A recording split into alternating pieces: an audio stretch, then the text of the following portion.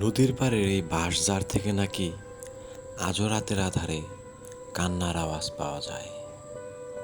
গভীর রাতে এই বাঁশঝাড়ের মাথায় নাকি ধাও ধাও করে আগুন জ্বলে ওঠে এবং সেই আগুন নাকি মুহূর্তের মধ্যে অতি দ্রুত বেগে দৌড়ে অনেক দূরে চলে যায় এই বাঁশঝাড় থেকেই।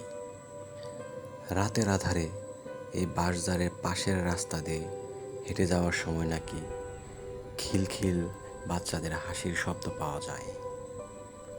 একদিন গভীর রাতে এক ব্যক্তি এই বাঁশঝাড়ের পাশের রাস্তা দিয়ে হেঁটে যাচ্ছিল। তখন নাকি কোনো এক মেয়ে তাকে এই বাঁশঝাড় থেকে নাম ধরে ডাকতেছিল। সে অনেক লাইট মারা সত্ত্বেও কোনো ব্যক্তি বা কোনো মেয়েকেই দেখতে পায়নি। এমন অনেক রহস্যময় ঘটনায় ঘেরা বাঁশঝাড়টি আমাদের এলাকায় ছন্টিকি গ্রামেই নদীর পাড়ে রয়েছে। আপনারা চাইলেই আসতে পারেন।